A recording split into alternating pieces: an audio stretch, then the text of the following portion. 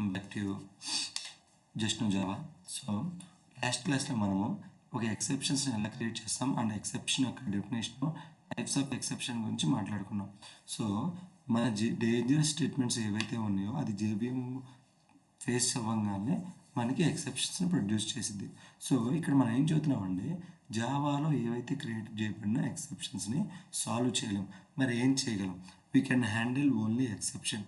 So మన యొక్క ఎక్సెప్షన్స్ని మనం హ్యాండ్లింగ్ మాత్రమే చేయగలం. ఏం చేయగలం?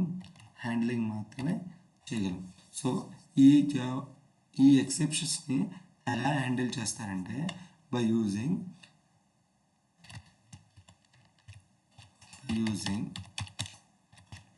try and catch block. So try and catch block use చేసి మన ఎక్సెప్షన్స్ని హ్యాండిల్ చేస్తాం. సో జాగ్రత్త చూడండి, మన యూజర్స్ ఏవైతే రాస్తారో dangerous statements, that all dangerous statements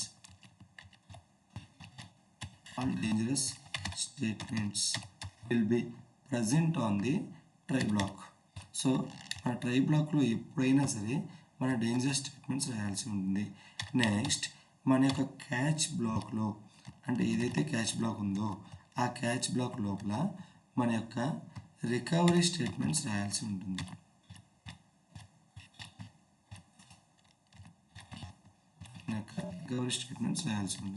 so ఇలా మన డేంజరస్ స్టేట్మెంట్స్ని ట్రై బ్లాక్లో, అలాగే రికవరీ స్టేట్మెంట్స్ వచ్చే క్యాచ్ బ్లాక్లో చేసి మన యొక్క ఎక్సెప్షన్స్ని మనం హ్యాండిల్ చేస్తాం. సో ఈ ఎక్సెప్షన్స్ని హ్యాండిల్ చేసేటప్పుడు కూడా మన క్యాచ్ లోపల ఎక్సెప్షన్ ప్రీడిఫైన్డ్ క్లాస్ యొక్క ఆబ్జెక్ట్స్ని మనం క్రియేట్ చేసి వాటిని హ్యాండిల్ చేస్తాం. So this is the exception handling by using the try and catch blocks. Last క్లాస్లో మనం చెక్డ్, అన్చెక్డ్ 2 ప్రోగ్రామ్స్ క్రియేట్ చేసాం. ఫస్ట్ ఆ ప్రోగ్రామ్స్ ఎగ్జిక్యూట్ చేసి వాటిలో వస్తున్న ఎక్సెప్షన్స్ని హ్యాండిల్ చేద్దాం. జాగ్రత్తగా చూడండి. So first we are select the checked exception, అంటే మన కంపైల్ టైంలో వచ్చే ఎక్సెప్షన్ని రన్ చేద్దాం. సో సేవ్ చేసాం. Next go to the javac class name dot Java. ఇప్పుడు చూడండి, మనకి ఒక ఎక్సెప్షన్ త్రో చేసింది. ఏంటిది? Unreported exception, class not found exception must be catch or the declared be. అంటే మన ప్రోగ్రాంలో class dot for name method లోపల ఐ అనే క్లాస్ లేదు కాబట్టి మస్ట్ అండ్ షుడ్గా మనం ఈ యొక్క class not found exception JVM produce చేసింది కాబట్టి హ్యాండిల్ చేయాలి. ఎలా హ్యాండిల్ చేస్తాం? By using try and catch blocks.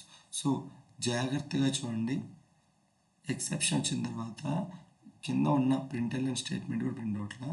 So ఇప్పుడు మన యొక్క డేంజర్ స్టేట్మెంట్ అయిన థింగ్ని ట్రై బ్లాక్లో డిస్ప్లే చేస్తున్నాం. అలాగే మన రికవరీ, అంటే ఏదైతే మనం కంటెంట్ పంపించాలనుకున్నామో అది క్యాచ్ బ్లాక్లో రాస్తున్నాం. ఏమంటున్నామంటే system dot out dot println of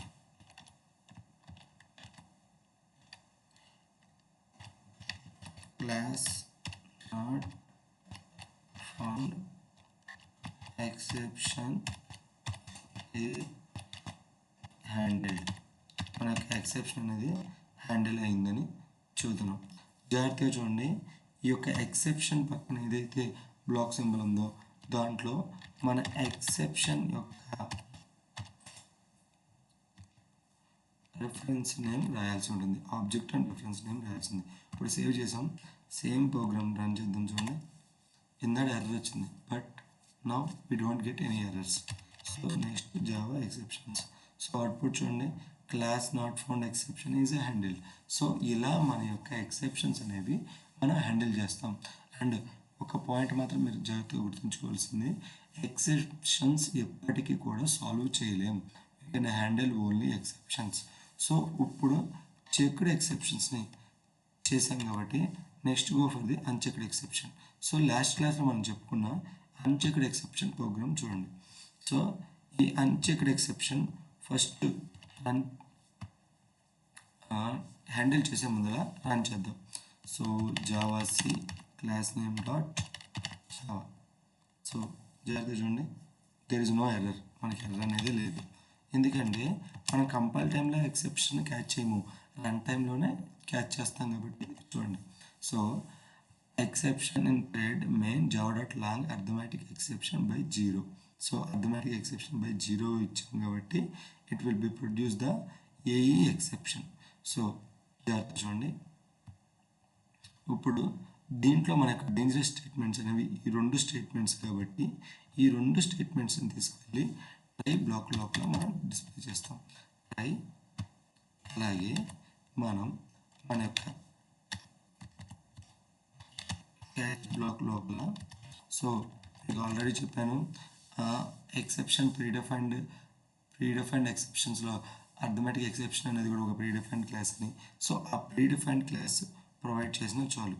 ఎలా అంటే arithmetic exception AE next system dot out dot println of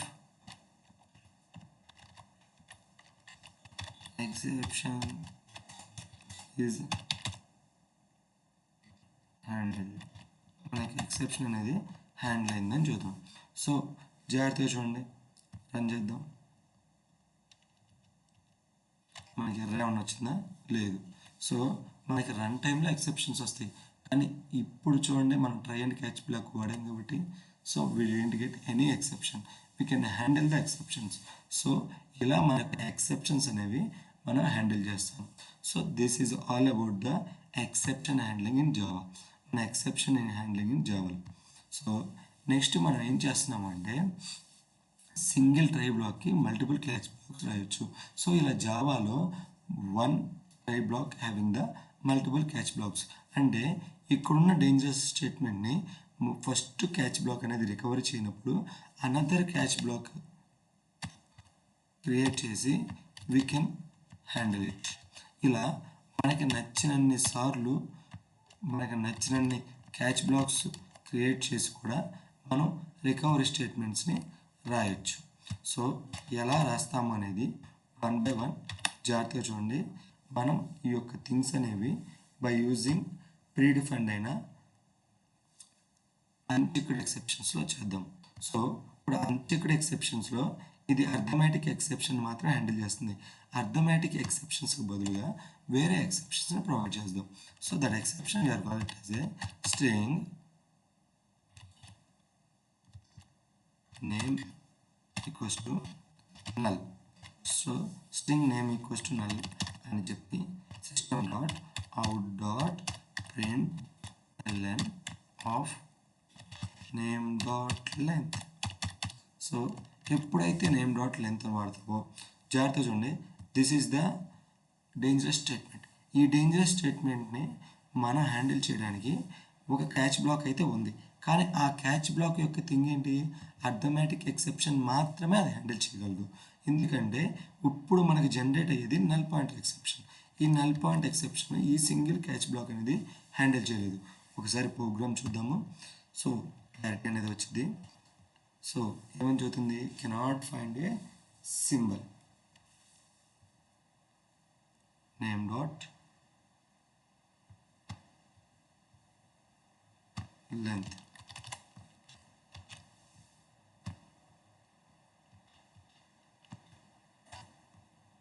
so there is no error.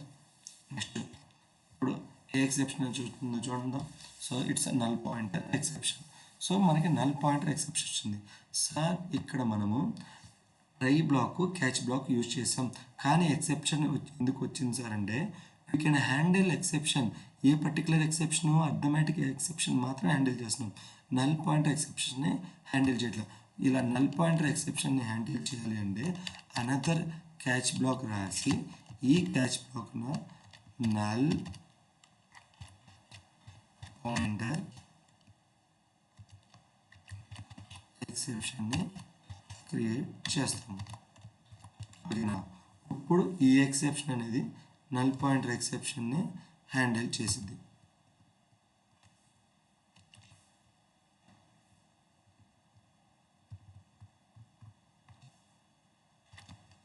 So next చూడండి, సిస్టంలో out dot print L N null pointer exception is handled.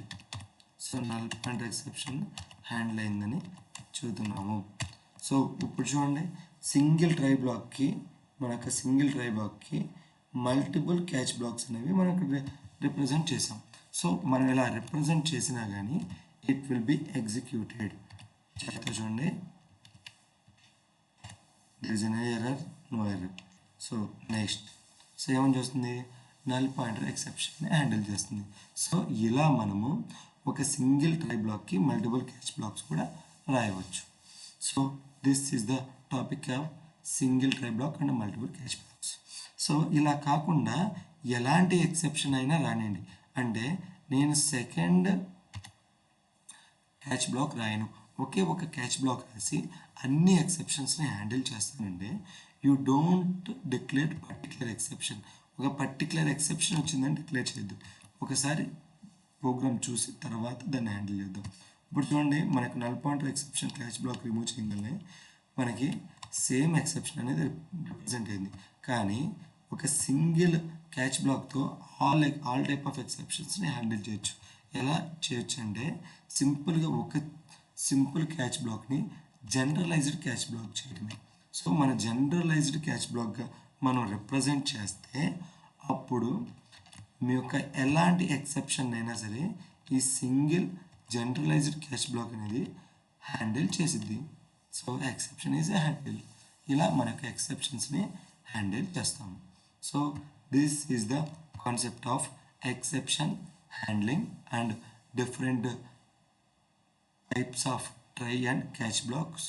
So ఇక్కడ try and catch బ్లాక్తో పాటు మనకి another block అనేది ఉండేది. That block is the finally black.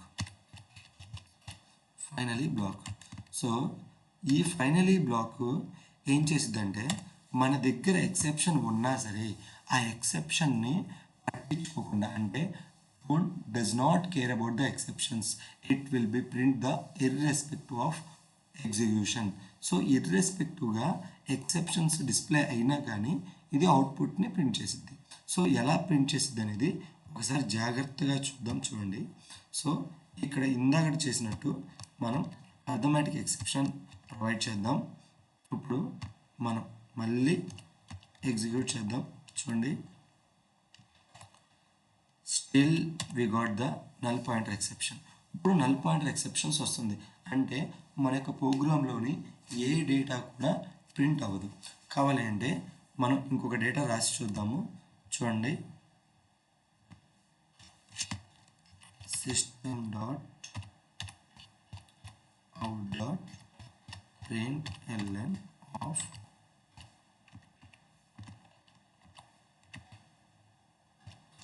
I will be print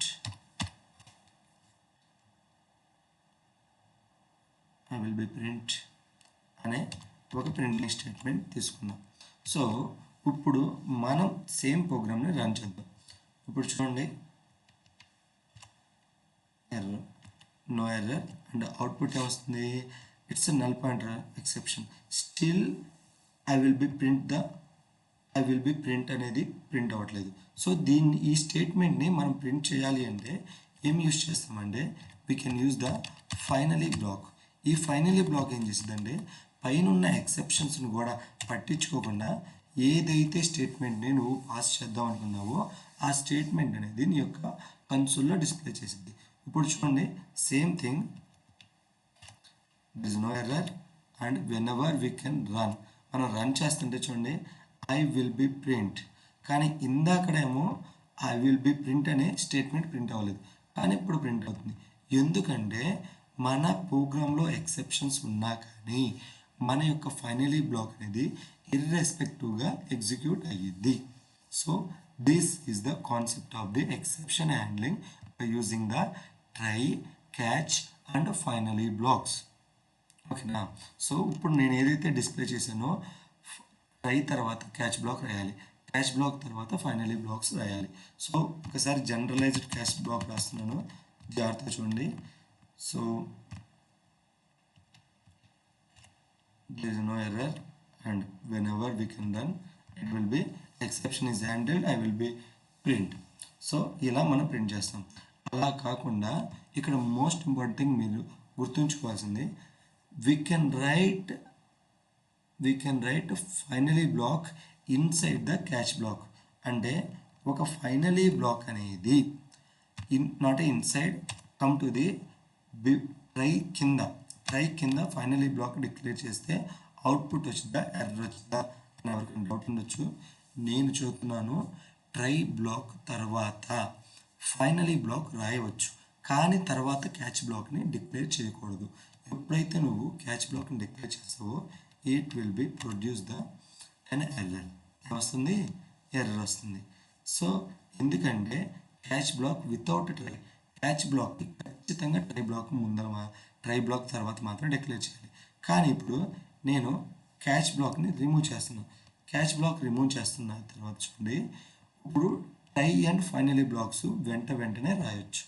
so ఇప్పుడు జాగ్రత్తగా చూడండి, we don't get any error. కానీ రన్ టైంలో చూడండి, we are got the output and exceptions. So ఇలా కూడా మనం మన యొక్క అవుట్పుట్ని ప్రింట్ చేయొచ్చు. సో సింగిల్ ట్రైకి ఫైనల్ బ్లాక్ని కూడా డైరెక్ట్గా అసైన్ చేయొచ్చు. కానీ క్యాచ్ బ్లాక్ నువ్వు ఎప్పుడు డిక్లేర్ చేయాలనుకున్నా ట్రై బ్లాక్ తర్వాత మాత్రమే డిక్లేర్ చేయాల్సి ఉంటుంది. This is the concept and finally we can execute this one. Any error, so మన ఎక్సెప్షన్స్ కూడా హ్యాండిల్ అయింది. So this is the concepts of the exceptions handling. మీ అందరికీ ఈ ప్రోగ్రామ్స్ అలాగే ఈ కాన్సెప్ట్ అర్థమైంది అనుకుంటున్నాను. నెక్స్ట్ కాన్సెప్ట్స్లో మనం యూజర్ డిఫైన్డ్ ఎక్సెప్షన్స్ అలాగే ఎక్సెప్షన్ క్లాస్లో ఉన్న సూపర్ మోస్ట్ క్లాస్ గురించి డిస్కస్ చేద్దాం. Thank you to everyone. I hope this topic will be understand to each and everyone. Thank you once again. Bye.